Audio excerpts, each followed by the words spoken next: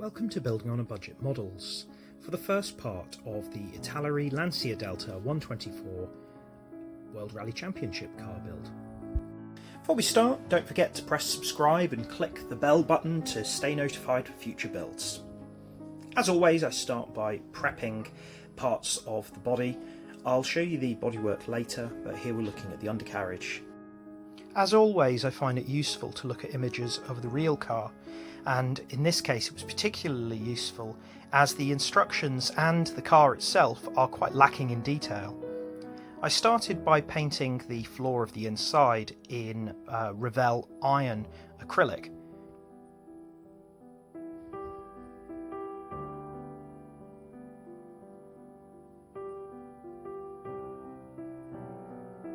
I then used a dark grey matte on the undercarriage of the car.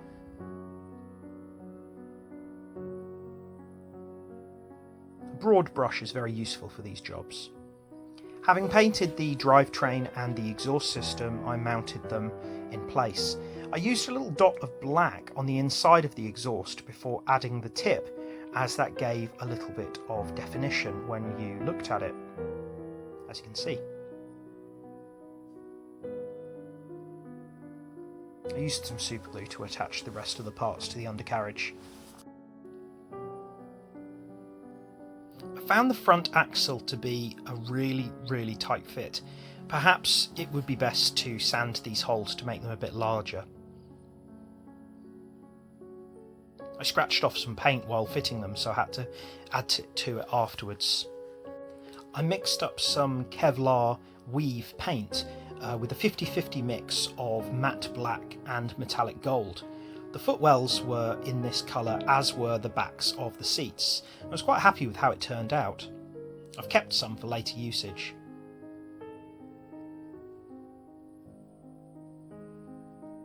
The roll cage was in metallic silver.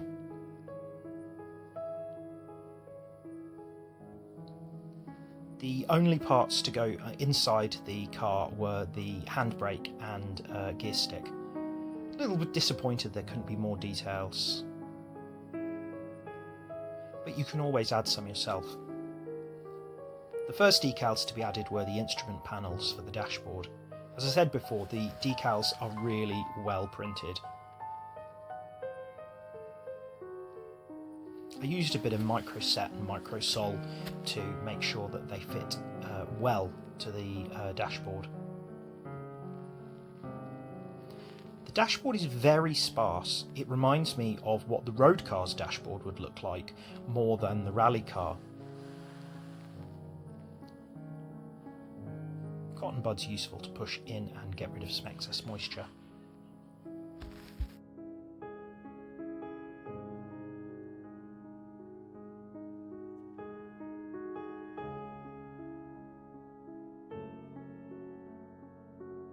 So I decided to do some scratch building using spare parts of sprue to add a little bit.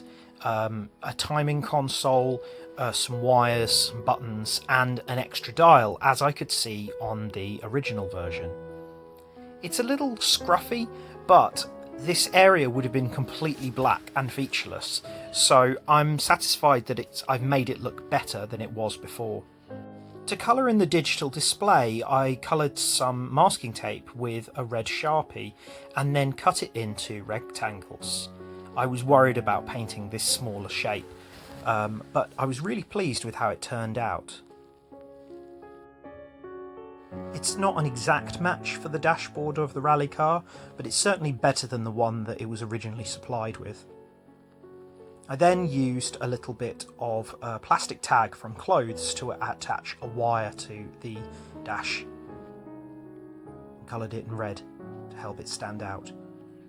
I found a spare dial decal from one of my other sets and then used a little bit of Molotow chrome to add some extra switches and a bit of dark wash on the steering wheel just to give it a bit of a weather. And I hope you'll agree that it looks a lot more interesting than it had done before. I then decided to try something new. A roll cage is normally padded to protect people's heads, and I had this very thin sheet of foam. I decided to cut it into rectangles, and using a little bit of super glue, I wrapped it around some of the parts. It's not perfect, but it's quite an interesting look. The seats had far too glossy a finish, so I gave them a spray with some matte. I then went on to using some buckles and some red sticky back vinyl to do the seat belts. I'm going to painstakingly show how it is to thread these. The jeweler's tweezers are particularly useful. In some cases it's a good idea to narrow the end of the seatbelt slightly to help it through the gaps in the buckles.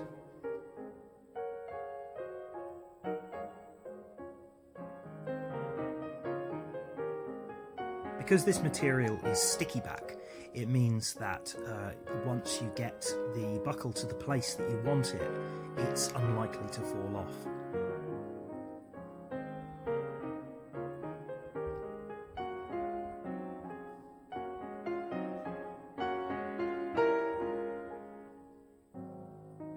Also, on the ends with the seatbelts themselves, you can fold them over, stick them in place.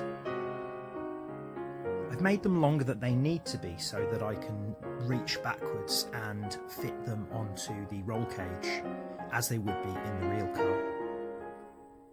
I decided not to get rid of the moulded seatbelts and to stick these over the top of them. I think if I was doing this again, I probably would have sanded those off, but I thought that they might make it look a little more 3D. Tell me what you think in the comments.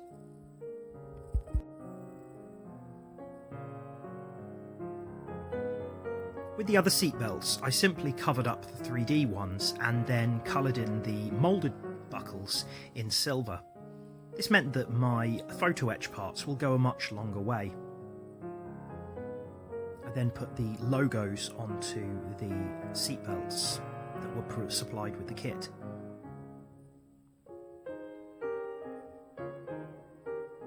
The seats are both in the same position rather than one being a bit further back than the other.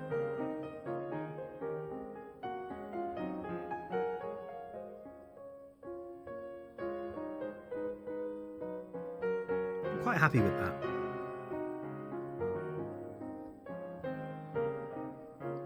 I then went on to doing the roll cage, and unfortunately I was so fixated on getting things in the right position that I hadn't realised that my phone had run out of memory whilst I was recording the build. I did a test fit first. The rear bar is a diagonal piece, and they also mount onto the dashboard at the front, so this can be a little bit fiddly. But here you can see it as it's almost finished, and there it is finished. I'll make sure that those straps are attached properly before they go into the car. Thanks for watching. Please like, share and subscribe. See you soon.